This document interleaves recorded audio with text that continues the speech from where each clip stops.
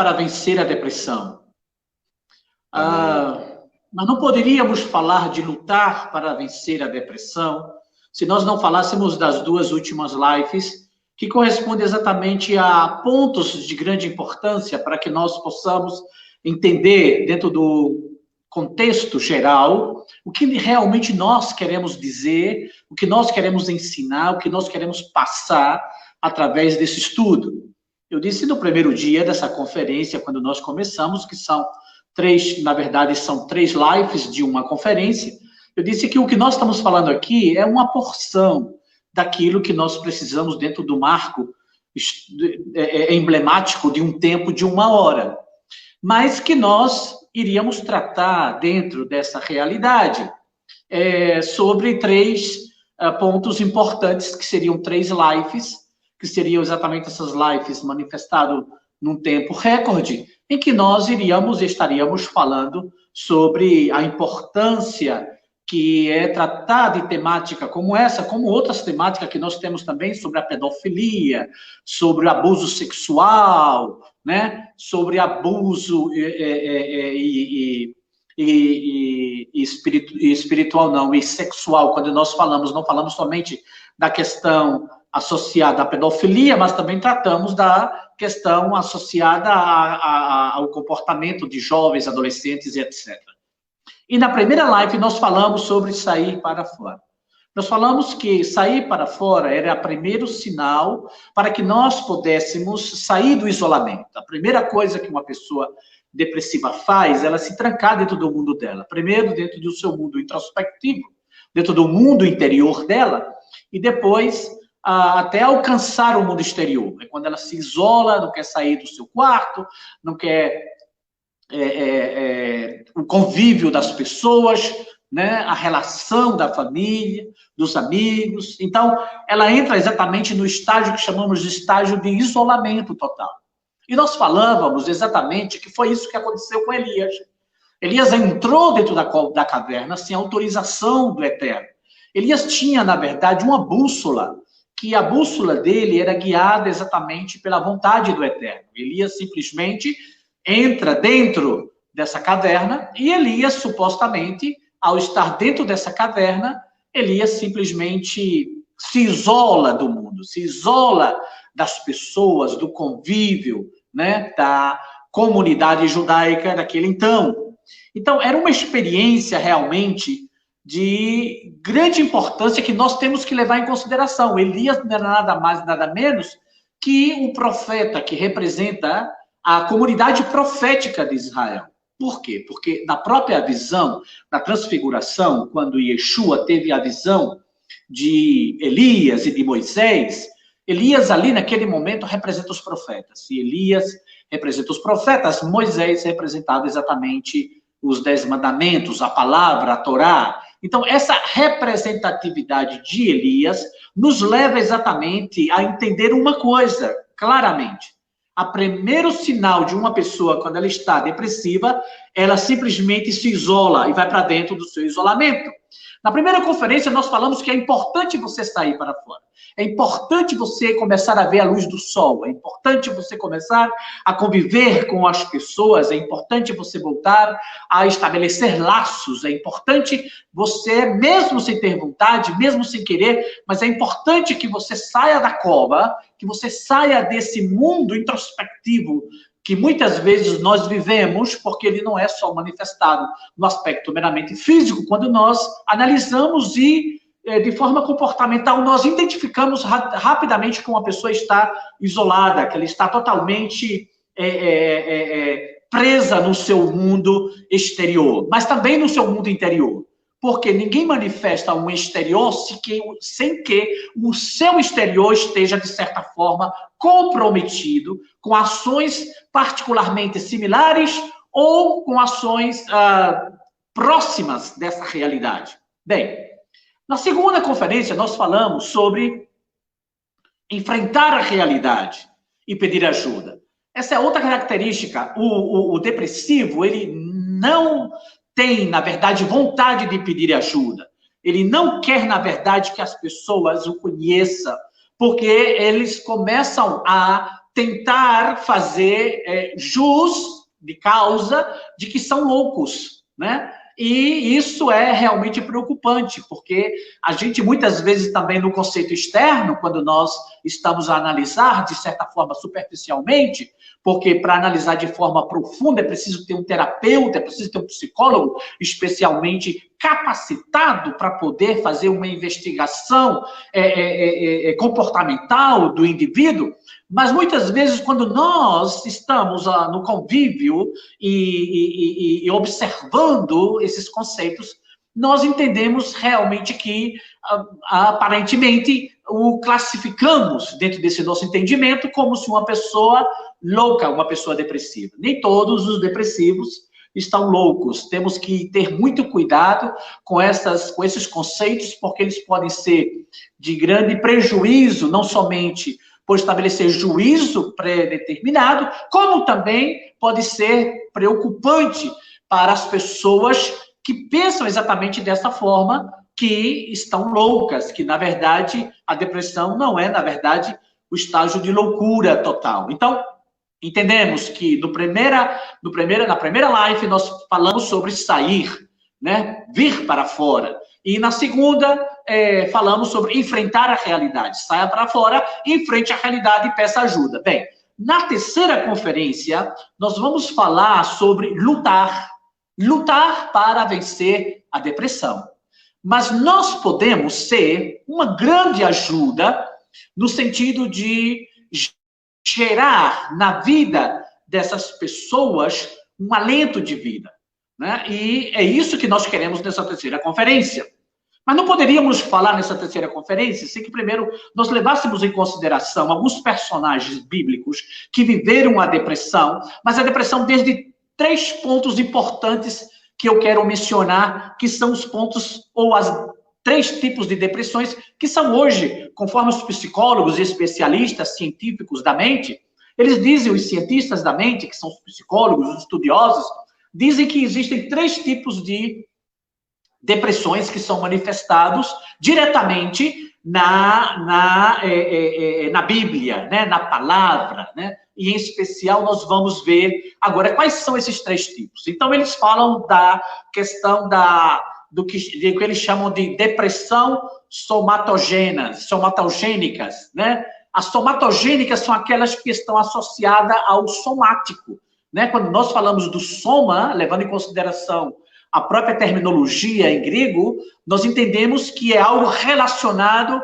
ao corpo, né? Relacionado à vida corpórea na qual nós temos. Então, eles dizem que a primeira, uma das 3 características das depressões é a depressão somatogênica, a depressão psicogênica e a depressão noogênica. Cada uma dessas depressões estão associados, basicamente, eu poderia dizer que a uma das áreas da vida do ser humano.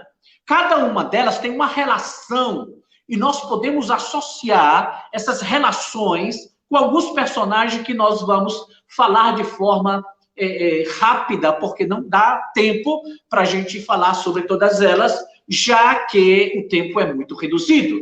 Muito bem. A primeira depressão, que é a depressão somatogênica, que a palavra do somatogênico, ele vem exatamente do lexo em grego dos somatos, que diz que é o corpo. Então, quando a gente fala do psicossomático, nós estamos falando de determinadas patologias que estão associadas do corpo com o psicológico, a mente. Então, é o corpo e a mente. Então, a mente e o corpo estão associados, porque a gente sabe que a mente tem um poder tremendo. E quando nós falamos desse poder tremendo, nós estamos falando exatamente da maneira como a mente consegue construir doenças nos nossos corpos. Então, os nossos corpos, na verdade, eles são guiados e orientados pela mente, por esse mecanismo cerebral, né? E quando nós falamos do psicossomático ou dos somatogênicos, nós estamos falando exatamente de enfermidades que estão associadas ao nosso corpo, né? Que estão associadas aos somatos, que vem da expressão e da terminologia em grego, que é corpo, e do geno, que significa produzir, engendrar, né?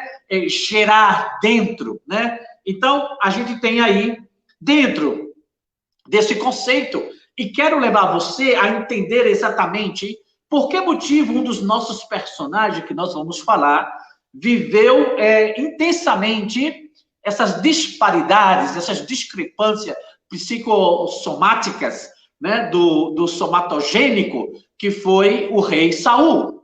Todos nós sabemos que o rei Saul tinha alguns distúrbios, e um dos distúrbios que está associado ao seu comportamento, conforme os estudiosos, é exatamente o psicoafetivo, de natureza endogênica. O que significa dizer isso? Significa dizer que era um estágio, uma fase de depressão que, de certa forma, deturpava o caráter de Saul e gerava um caráter violento, um caráter emblemático, um caráter confuso, um caráter de interior complicado. Agora, bem, quando nós entramos para ver o somatogênico, nós entendemos que há uma natureza endogênica, que é exatamente o que nós associamos ao interior, né? Conforme eu disse anteriormente, do endógena, né? Que é exatamente essa característica de dentro, né? Que nós falávamos de dentro, do dentro do dentro. Ou seja, o que quer dizer isso? A forma endogênica está diretamente ligada a algo dentro, mas não somente algo dentro. Então, os especialistas usam como exemplo que seria o algo dentro com uma célula que se forma no interior de outra célula. Veja a profundidade que é a composição do chamado endógena, né? Então, muito bem. Então, eu diria, na verdade, que é algo introspectivo, algo que está dentro, né? A natureza de Saul, em algumas características, alguns especialistas não se arriscam muito a fazer a sua definição, mas dizem que Saul fosse, na verdade, um bipolar, tivesse característica de um bipolar, né? Então, nós podemos ver que no relato do livro de 1 Samuel, capítulo 16, versículo 14 e 23, nós encontramos aqui uma frase, na verdade é um versículo, mas em todo o texto que está aí, quero que coloquem aí 1 Samuel 16, do 14 ao 23, para que as pessoas tenham essa referência e possam, na verdade, entender o que eu estou falando. Então, você anota aí, 1 Samuel, capítulo 16, do 14 ao 23. Mas o versículo emblemático é esse.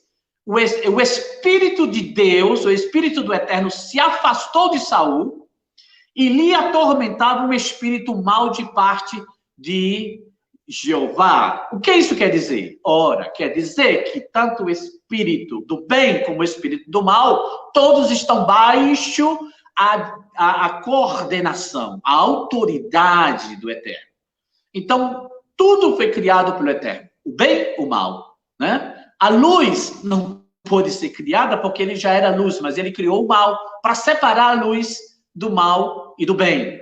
Então, o que nós vemos aqui é um próprio espírito, porque o espírito de Jeová, o espírito de Javé, se afastou de Saul. Quando o espírito do bem se afasta de um homem, ele entra exatamente num colapso. E esse colapso, ele é visto claramente pelos espíritos de maldade que o atormentam. Mas vamos seguir adiante e a ver que Saul, na verdade, tinha essa característica. Mas lembre-se que havia um tratamento chamado de psicoterapia, né, ou de music therapy, né, a terapia da música, né? Isso já era desenvolvido por Davi. Diz a palavra que, e você lê nesse texto aí, que Saul era incomodado por esses espíritos e chama um muchacho, um jovem ainda, chamado Davi, que vem exatamente para poder tocar harpa, né? Que aí a gente vê exatamente, diz as escrituras que quando Davi tocava a harpa, né? Esse espírito maligno se afastava. Mas não é só tocar a harpa por parte de qualquer pessoa. Não é só tocar música por parte de qualquer pessoa. Não é qualquer tipo de música que pode estar inserido no tratamento adequado para o que nós chamamos de music therapy. Não é somente pegar a música do rock progressivo ou pegar a música que tem influências malignas e introduzir para o tratamento na questão da terapia musical. É uma música que tenha a sua origem, que tem a sua influência. Não era a música somente, mas também quem toca a música. Não é quem prega a palavra, mas é também, não é somente a palavra pregada, mas é quem prega a palavra. Não é só quem ensina, não é só o ensinamento, mas é quem ensina a palavra. Não é simplesmente o elemento, né, da palavra do Eterno, mas é também a pessoa que está ensinando a palavra. Porque se a pessoa não tem preparação, se a pessoa não tem estrutura, de nada serve ensinar a palavra. De nada serve ensinar a palavra quando ela, na sua própria essência, é verdadeira, é correta, é justa. Mas quando se ensina fora do contexto, ela não tem significado, ela não tem sentido. Então, na terapia também é a mesma coisa. Você, depois dessa conferência, não vai sair por aí achando que você é psicólogo. Não vai sair por aí achando que você tem a palavra adequada para poder ajudar as pessoas. Sim, você pode ajudar dentro de um limite. E de um limite que não passe dos limites. Por quê? Porque esse limite permite que você, supostamente, possa chegar até aí e de aí por diante você possa buscar ajuda terapêutica de especialistas, de pessoas especialistas, porque esta medicina, que pode ser de grande ajuda, pode se tornar uma arma mortal contra as pessoas. Temos que entender isso. Então, é importantíssimo levar em consideração que o que estamos falando está associado exatamente a um estilo, a uma maneira, a uma qualificação, a uma capacitação das pessoas que estão preparadas para poderem desenvolver e ajudar essas pessoas que estão tentando assumir a postura de um lutador contra a depressão. Lembre-se, você tem limites. E se você precisa de ajuda, você pede ajuda às pessoas que estão no outro nível, muito mais de capacidade do que o nível que você está. Bem, a segunda depressão que fala a palavra se chama depressão psicogênica.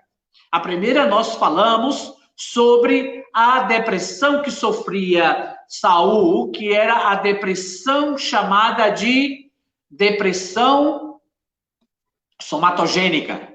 A segunda é depressão psicogênica. A exemplo da depressão psicogênica, nós vemos aqui exatamente uma enfermidade ou um transtorno que é produzido por fatores psicológicos ou emocionais.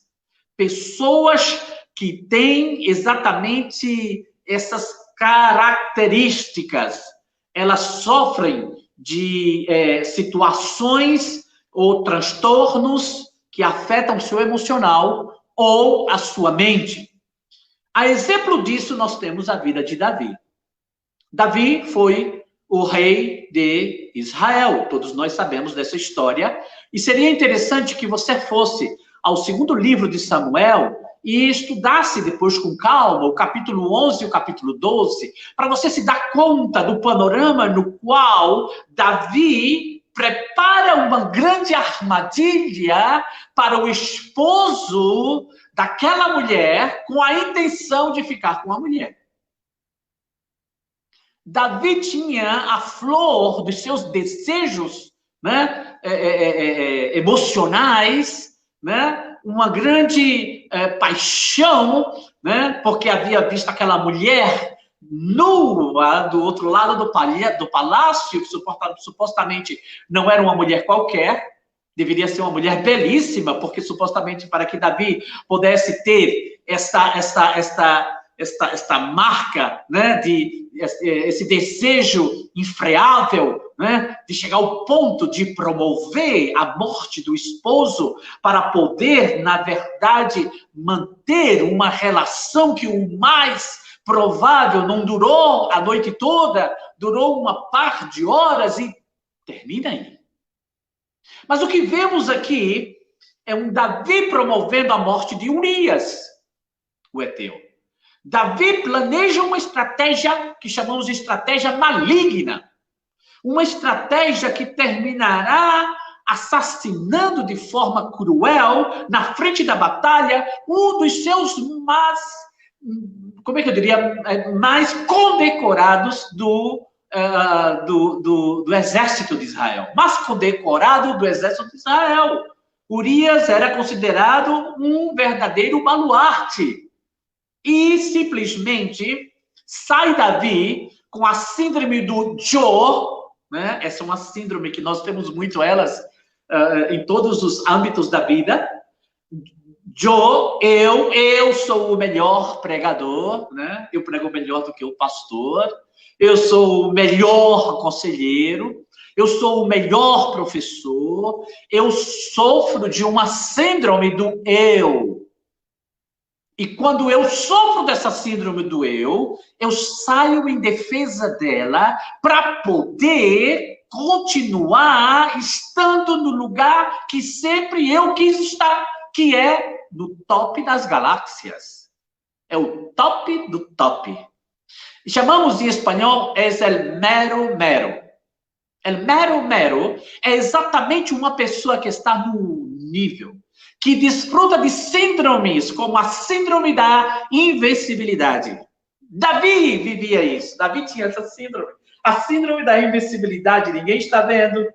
Ninguém está conseguindo contemplar tudo que eu estou fazendo. Mas o detalhe de tudo aí é que eu me dou conta que possivelmente Davi não tivesse simplesmente feito uma relação sexual simplesmente com essa mulher, mas Davi tivesse mantido um certo tempo, porque a gestação, ela não começa do dia para a noite. Então, supostamente, Davi não tivesse somente mantido uma ou duas vezes relação sexual com essa mulher, mas que mesmo isso tenha acontecido, o resultado são 9 meses depois, aparece a mulher grávida, e aí Davi quer salvar a sua honra como o rei do invencível.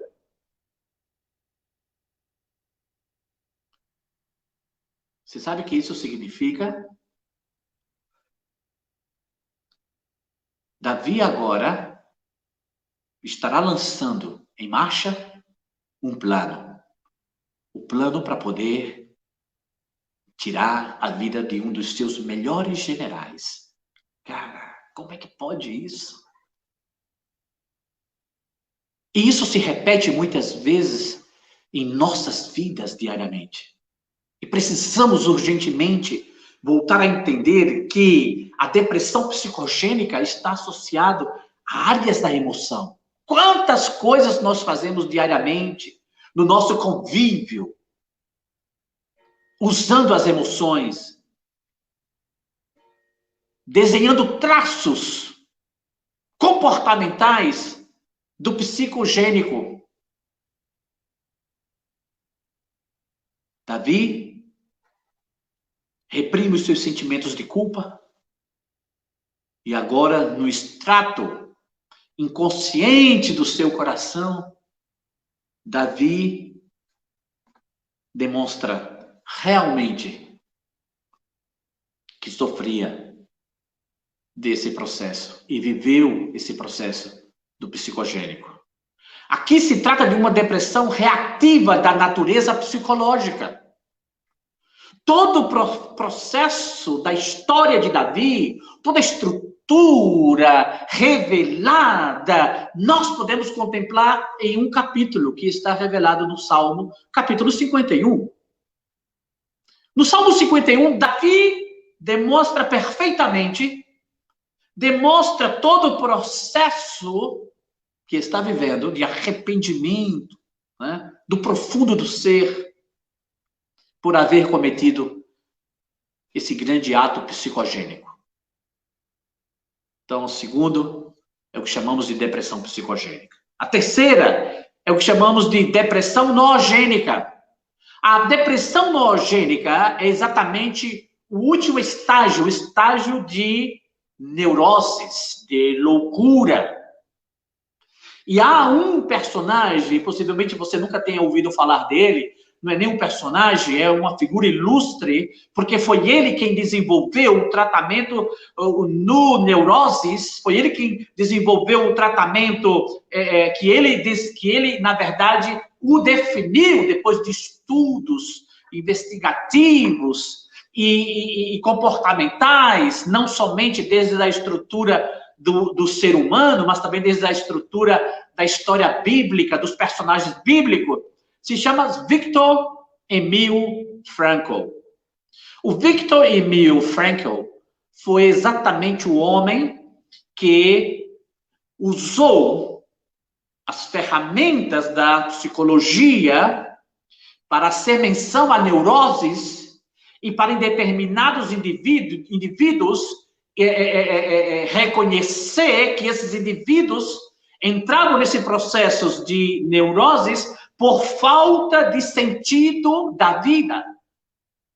Então, para este psicólogo, o indivíduo cuja vida tinha perdido o sentido, ele precisava de voltar a encontrar o sentido da vida. E para isso, só teria um único meio.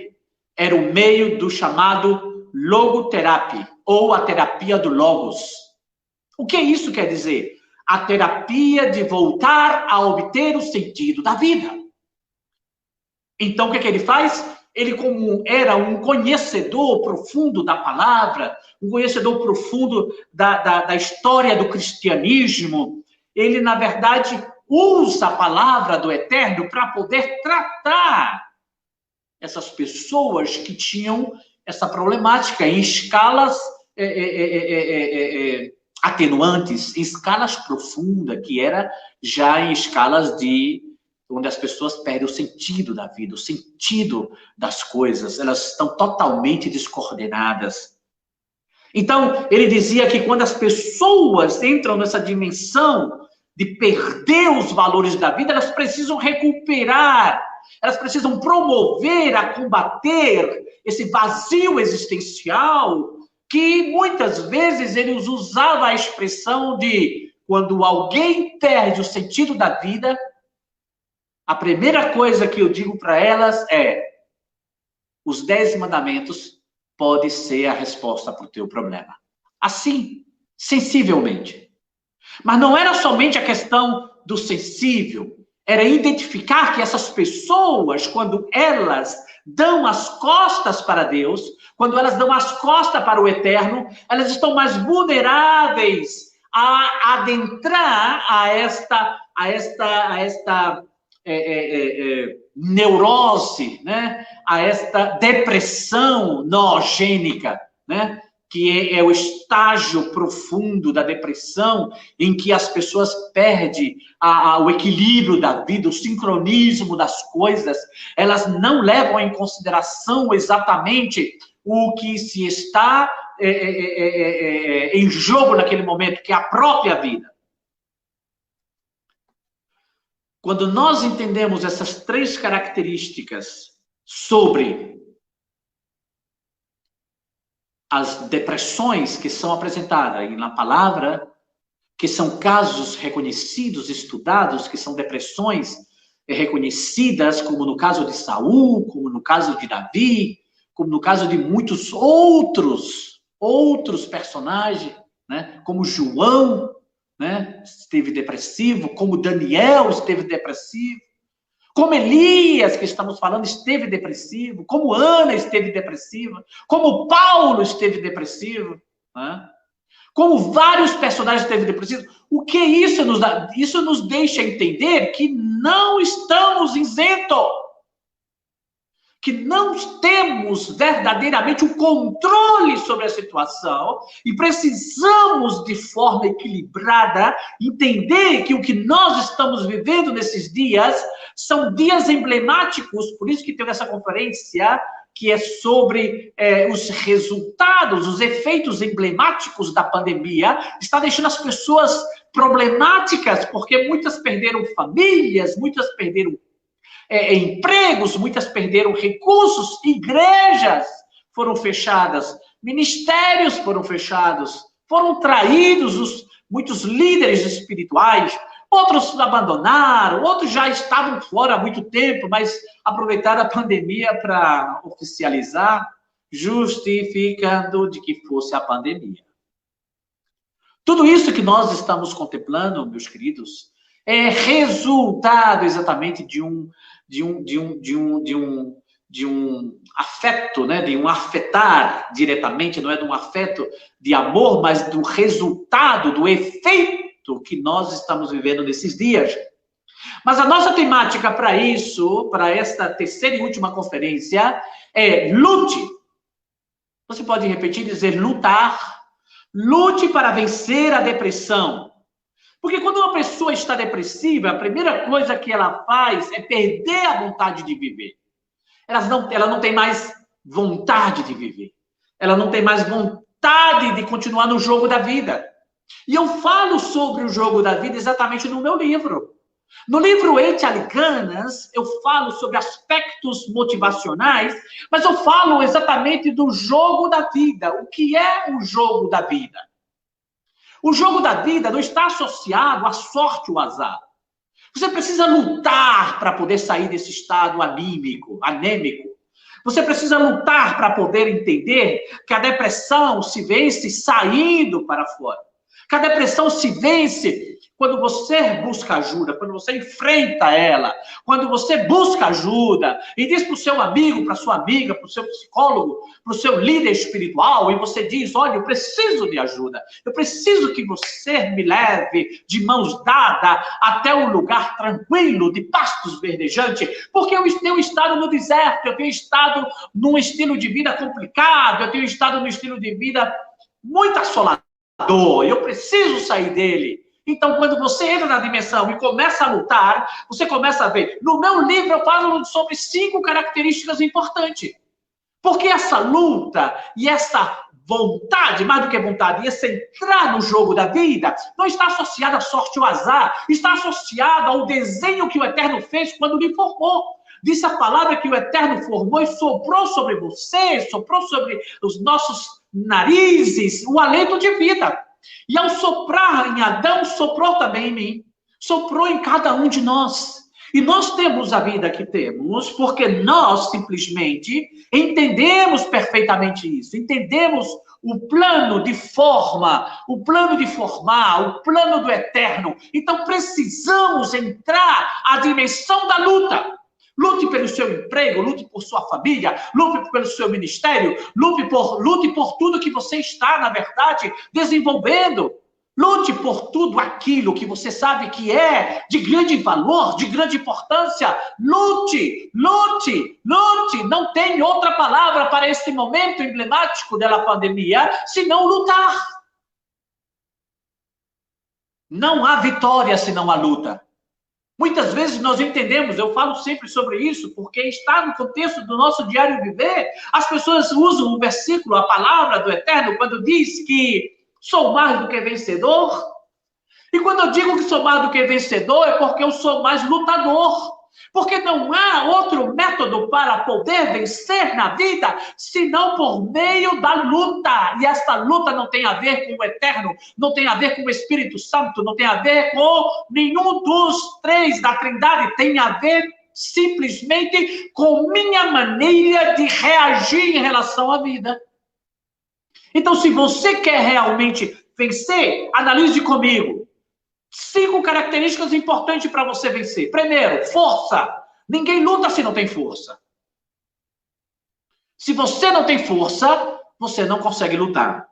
E a força é exatamente o que eu falo no meu livro motivacional, que você vai vendo no dia a dia as frases e você vai escrevendo sobre o que vai se apresentando diariamente. Hoje nós temos a frase do dia, motivação. Que só há 2 motivos ou 2 estágios na motivação. Ou a motivação ativa ou a motivação adormecida. Em qual das duas você se encontra?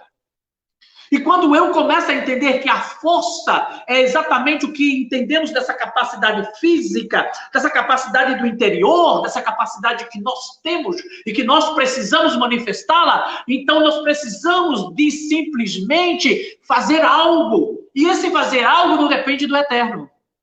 Sabe o que passa conosco muitas vezes? É que nós estamos na assédia. Você sabe o que é assédia?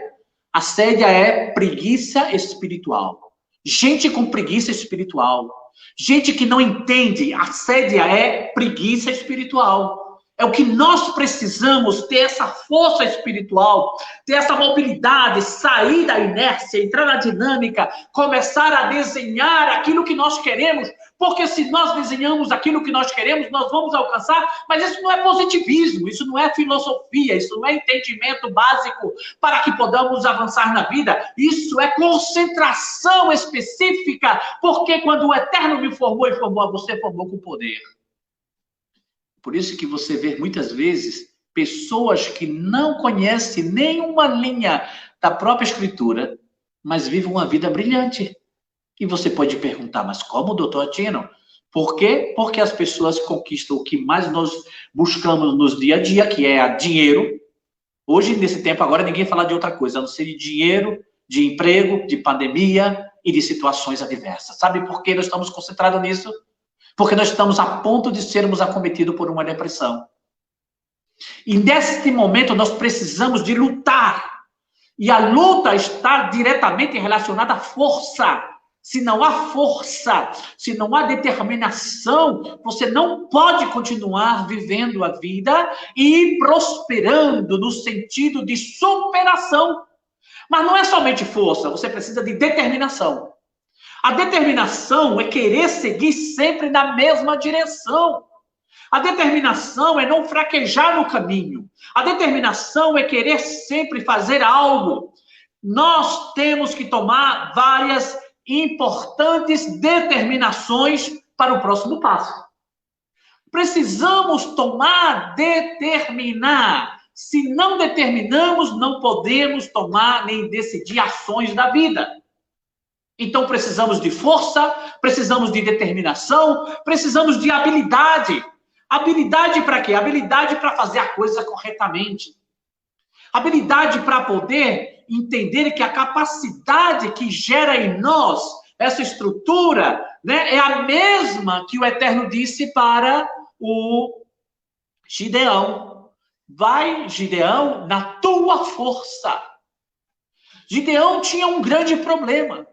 Poderia ser um homem depressivo, porque o seu país, a sua plantação, a sua colheita, estava todos os anos, durante 7 anos, ameaçada, não somente ameaçada, mas destruída, porque os inimigos vinham, roubavam tudo. E quando ele teve a ideia que teve, sabe o que é isso? Isso é habilidade que falta em nós. Falta a habilidade para quando nós vamos trabalhar na casa que limparmos bem limpado e não jogarmos o lixo embaixo do tapete. Falta habilidade no nosso trabalho que fazemos na indústria. Falta habilidade na nossa comunidade quando vamos a elaborar um sermão para fazer estudos. Falta habilidade para a gente poder fazer as coisas triviais da vida. E essa habilidade é exatamente o entendimento de fazer a coisa correta. Eu tinha o meu mentor, que era um missionário italiano, ele dizia para mim o tempo todo, Tino, quando você for fazer alguma coisa, querido, procure, mesmo que tenha que demorar muito tempo, mas procure fazer a coisa corretamente. Procure fazer com habilidade. Porque se você não fizer corretamente como deve ser feito, se você não fizer de acordo com o que deve ser feito, você vai ter que voltar a fazer de novo. Isso implica em tempo, isso implica em desgaste, isso implica em gastar energia, isso implica numa série de outros fatores. E você não pode deixar de ser verdadeiramente uma pessoa habilidosa. E por ser habilidoso, alguém disse que nós teríamos ou somos polivalentes, porque tudo que nós colocamos as mãos para fazer, procuramos fazer com habilidade. Fazer a coisa correta. Então, a terceira arma para você sair da depressão, para você entender, é você ter habilidade. Quarto, foco. Tudo isso está no meu livro, foco. Você precisa ter foco. O foco é o ponto de concentração. Pode haver pandemia do lado direito, pode haver morte do lado esquerdo, pode haver guerra, pode haver desemprego, pode haver uma série de outros acontecimentos, mas eu não posso perder o foco. O foco do estudo, né? Quando a gente fala da questão do estudo, é um tema mais relevante, as pessoas dizem que não tem mais idade de estudar, outros que não querem, porque já está bem, a vida está suave, está tudo tranquilo. Escute uma coisa. É falta de foco. Se você não tiver foco para tratar essa situação na sua vida, se você não tiver foco para ajudar outras pessoas, isso vai passar desapercebido. Nós vamos terminar essa conferência e nada vai acontecer. Nada vai passar. E você vai continuar vendo as pessoas depressivas e vai ter medo, porque você não tem conhecimento, estrutura, capacidade, habilidade, determinação e força para fazer alguma coisa. Foco. Você precisa de força, determinação, habilidade, foco e superação. O que é a superação? A superação não é somente o ato de superar alguma coisa, mas já diz a palavra super mais ação. É uma ação que supere todas as expectativas. É uma ação que supere todos os números, que supere todos os níveis, que supere o que nós consideramos que é o medíocre. E que o medíocre é exatamente tudo aquilo que está no meio. E que quando nós entramos na etapa da superação, nós estamos dizendo que é uma super, que é uma coisa super, uma coisa extraordinária, uma coisa magnífica, que está acima. Uma ação acima dos prognósticos medíocres, acima dos prognósticos horizontais, acima dos prognósticos determinados pela circunstância, pela situação depressiva. Você precisa de uma superação. Então, esses 5 elementos permitirá que você use para poder ajudar outras pessoas, mas também para poder trabalhar em sua vida de certa forma que você possa utilizá-las para a sua vida e para a vida de outras pessoas que estão em problema. Quero então agora determinar para você, uma vez que você tem essas ferramentas, quero dar para você 10 conselhos básicos, simples, diretos, baseado em conceitos por terapeutas e de forma básica e de forma simples.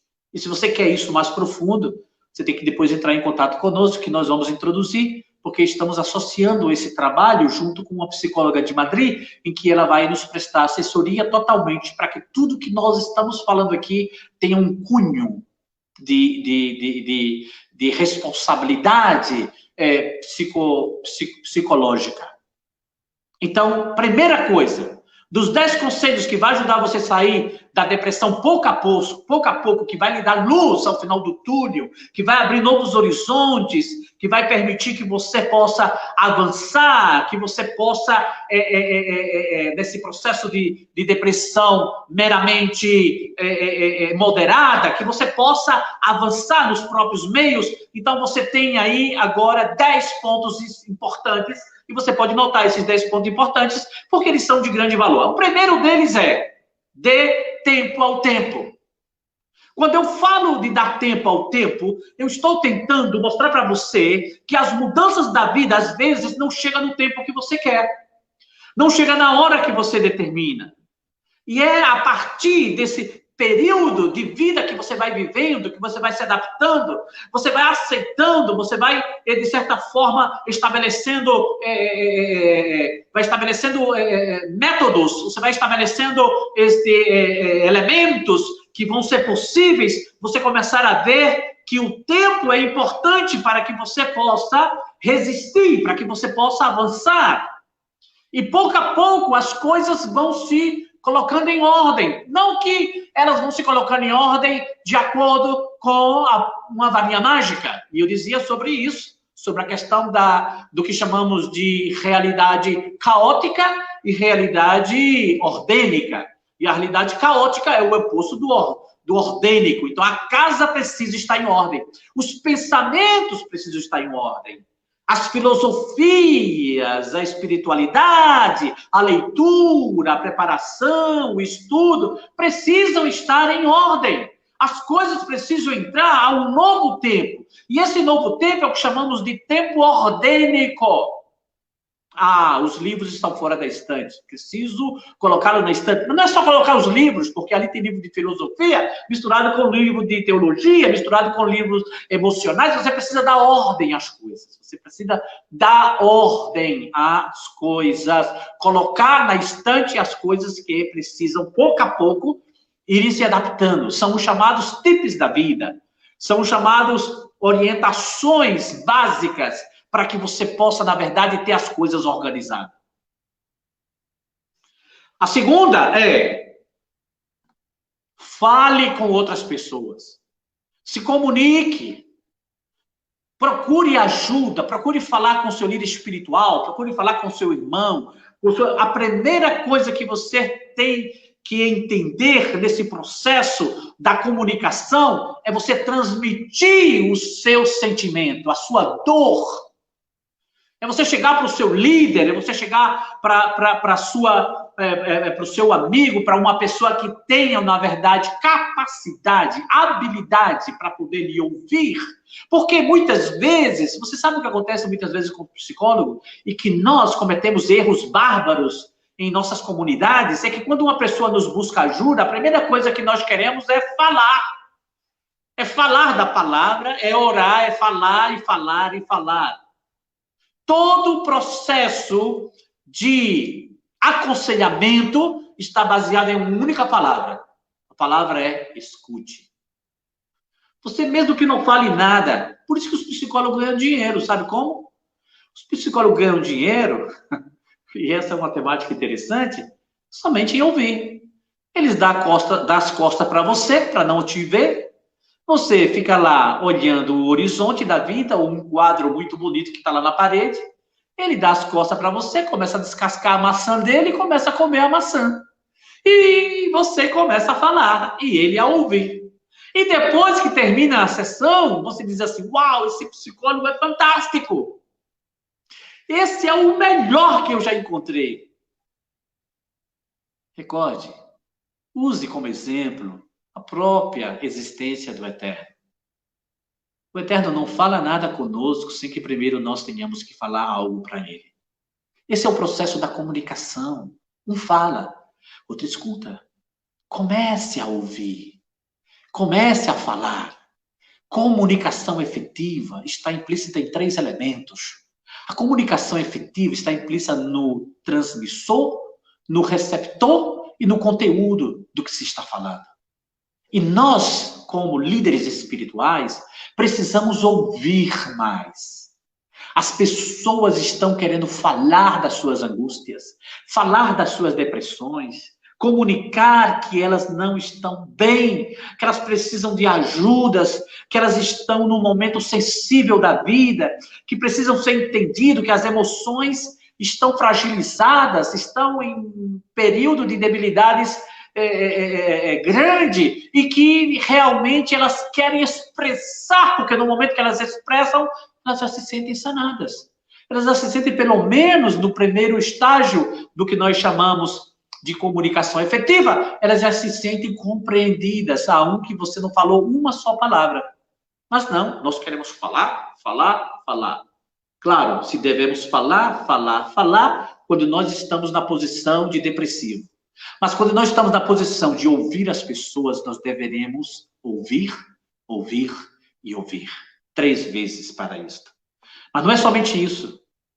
A terceira coisa importante é: evite a autocompaixão. Evitar a autocompaixão significa exatamente deixar de se sentir a pessoa mais desgraçada do mundo. Deixar de se sentir a pessoa mais desamada, a pessoa que ninguém quer, que ninguém ama, que ninguém gosta, que eu não servo para viver, eu sou um inútil aqui na terra, eu não presto. Não, evite a autocompaixão.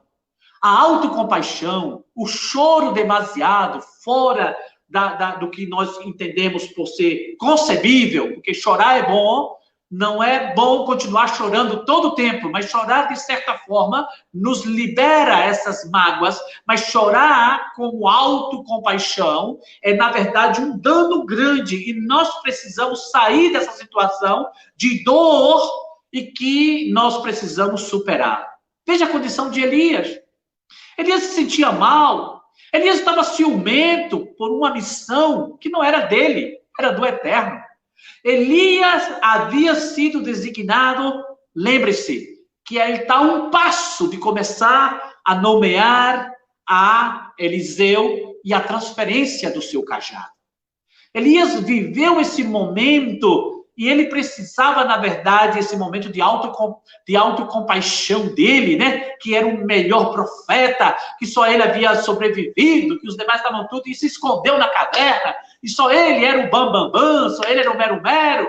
Só que Elias não se deu conta que havia profetas guardados. Porque nesse mundo que nós estamos vivendo, não fique pensando que, apesar do mundo estar no caos, como a própria palavra diz, que o mundo jaz no maligno, mas isso não significa dizer que todo mundo está endemoniado. Não significa dizer que o Eterno não tenha os seus profetas mantidos em Jerusalém, em Israel ou em qualquer lugar do mundo, que é o que nós chamamos de aqueles que não se renderam, o remanescente. Elias não entendia isso. Até que o Eterno disse para ele: Elias, sai para fora. E é exatamente o número 4. Saia de casa. Saia para fora. Venha ver o mundo, venha ver a luz. O sol brilhou hoje intensamente. Teve uma luz maravilhosa. Eu olhei para as ovelhinhas, eu olhei para o verde, olhei para a vida, falei com o Eterno. Declarei que hoje seria um dia especial, e isso é exatamente o que nós precisamos começar a sair para fora, para ver, nem que seja o mundo, que gostam os carros que passam, que gostam as pessoas, que gostam os passarinhos que voam, que gostam as ovelhas, que voam o pasto. Precisamos sair para fora. Isso significa dizer que quando nós saímos, logicamente, a contemplar isso, estimulamos o cérebro, abrimos novos horizontes, nos irradia uma luz e o brilho começa. Amém, glória a Deus. Fazer. Aleluia. Ô, glória. Escute isso. Escute, que tremendo isso. Escute isso. Forte. 5.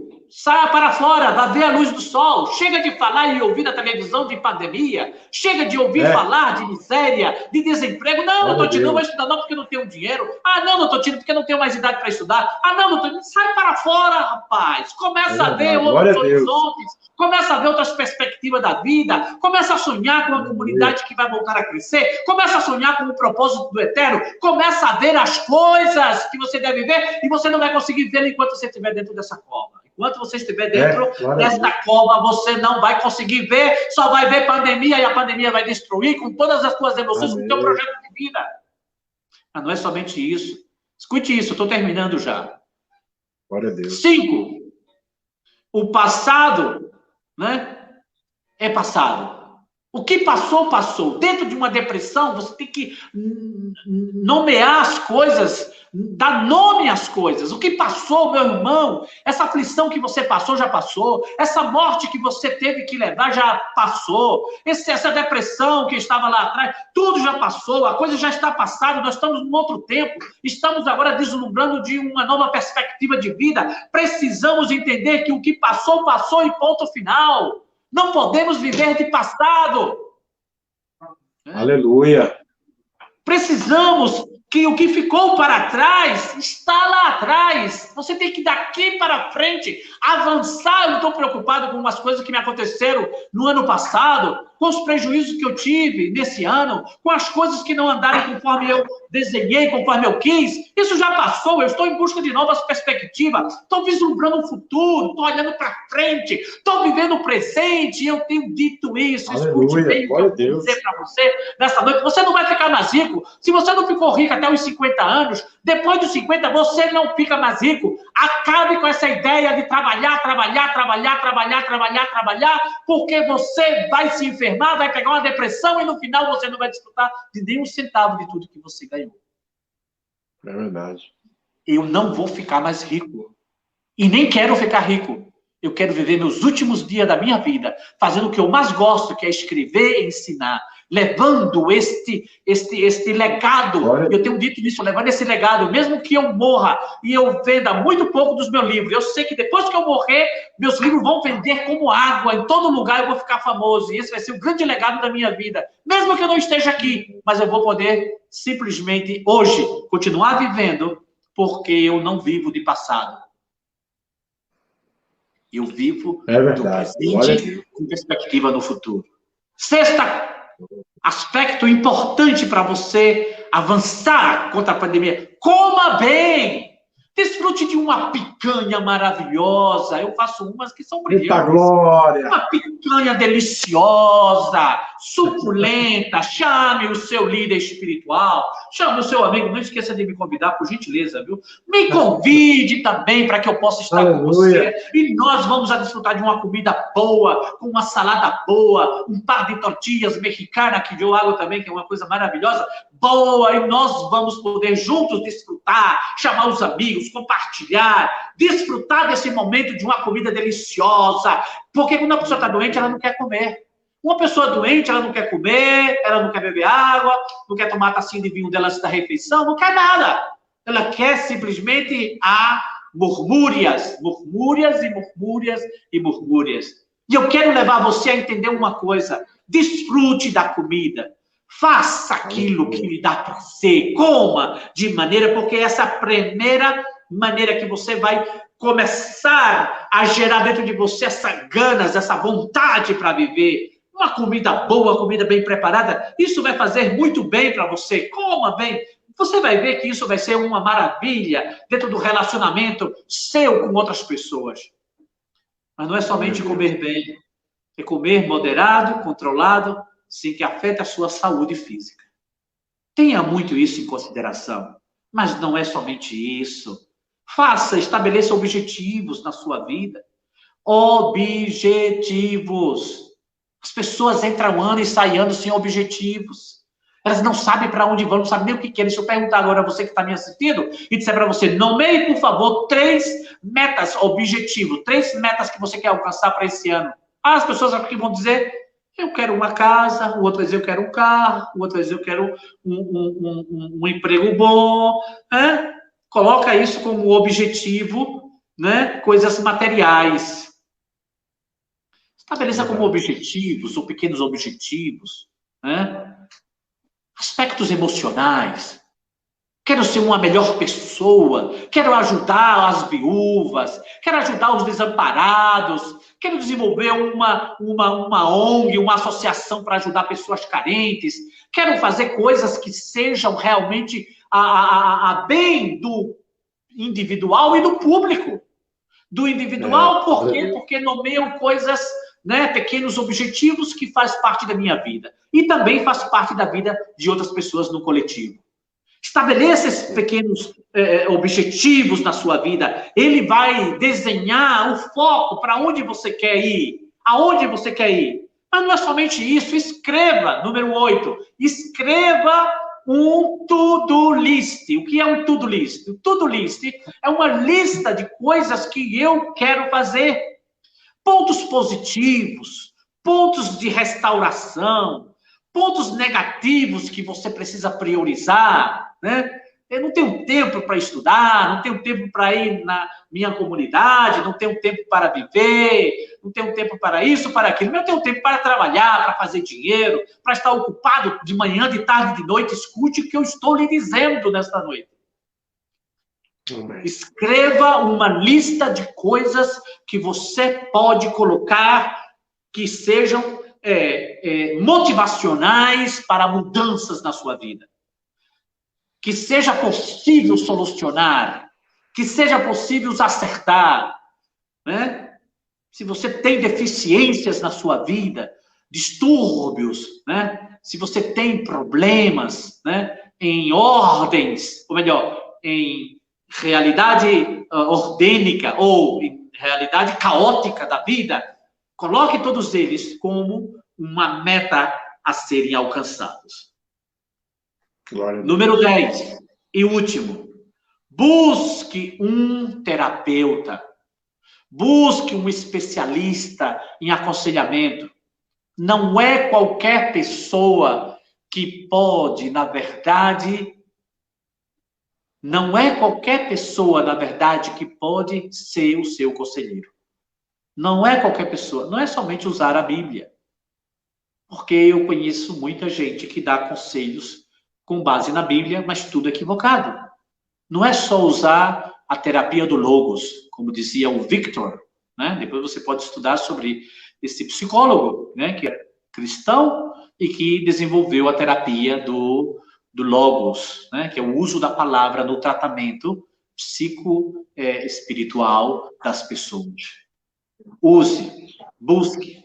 Às vezes, muitos desses desafios que nós estamos vivendo, né, estão, na verdade, associadas a assuntos um pouco mais profundos, e nós precisamos buscar ajuda no pouco mais profundo. Busca um psicólogo que tem o Logos, que tem a terapia do Logos. E quero terminar com isso e dizer para você uma coisa.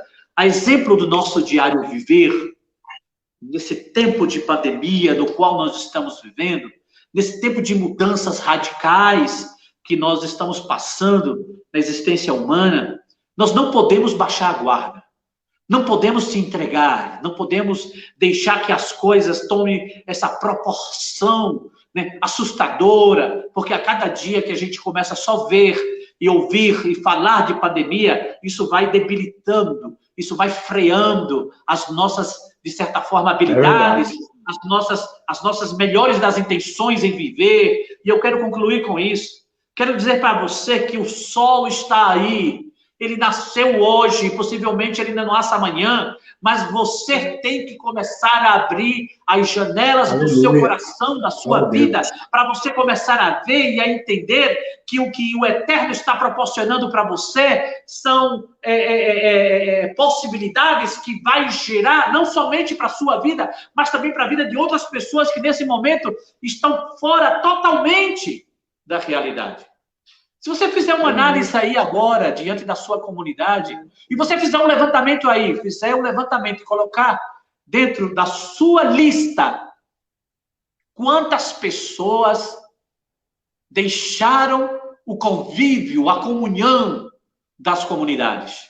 Quantas pessoas deixaram o habitar da vida, da comunhão e da casa do Eterno. Você vai ver que muita gente... Coloque uma lista e coloque o nome das pessoas que você já tem mais de uma semana, 2 semanas, 1 mês, 2 meses, 3 meses, 6 meses que você não as vê. E você sempre vai dizer a mesma coisa. Ah, isso é uma decisão delas. Não. A decisão das pessoas está baseada em nossas decisões. Você sabia disso? Cada um de nós, muitas vezes, tomamos decisões com base na decisão dos nossos líderes, com base na decisão dos nossos liderados, com base na decisão da nossa família, com base na decisão de tudo aquilo que nós estamos e entendemos e temos ao redor de nós nesses últimos tempos, que é menos convívio com o ser humano. E nós, mesmo assim, tomamos decisões com base nisso. Mas também temos que ter muito cuidado, porque o que nós estamos vendo hoje, dentro do que nós conhecemos de família espiritual, é o abandono total. É o abandono em que nós precisamos voltar a resgatar esses relacionamentos, voltar a trabalhar a relação família espiritual. Quando voltamos a viver essa vida, nós entendemos que o fundamento que vai nos dando é exatamente aquele que o próprio Eterno disse em sua palavra que a pedra angular que foi rejeitada, esse fundamento que foi rejeitado, ele precisa voltar a fazer parte da esquina da vida das pessoas. Você sabe qual é uma das áreas mais importantes? São as nossas esquinas. Porque nas nossas esquinas estão todas as formas de entendimento da vida. Nas esquinas estão as famílias, nas esquinas estão os amores, nas esquinas estão os nossos filhos, nas esquinas estão todas aquelas situações ou aquelas pessoas que fazem parte desse fundamento que nós temos. E o nosso fundamento ele é angular, ele tem um ângulo, que é exatamente o ângulo do eterno, o ângulo da vida. E precisamos resgatar isso, precisamos dar forma a isso. Então, que vivamos, né, para o que o eterno tem feito. E concluo com isso. Se você realmente precisa de trabalhar situações que você entende que é de grande importância para o avanço e para o desenvolvimento da sua vida, busque ajuda na sua comunidade. Quero deixar para você aí o nosso livro, né, o Eight Aliganas, que está aqui, que é um livro que ajuda muito as pessoas poderem meditar e poderem escrever sobre o que elas estão meditando. É o que eu falei dos 5 elementos que estão lá, que é força, determinação, foco, que são os elementos que estão aqui dentro que podem te ajudar, porque em cada elemento desse você vai escrever e vai fazer uma reflexão profunda. Que o Eterno te guarde e te abençoe. Se você tiver algum tipo de pergunta, você pode entrar em contato conosco ou em contato com a comunidade e nós estaremos podendo lhe ajudar. Shalom, shalom.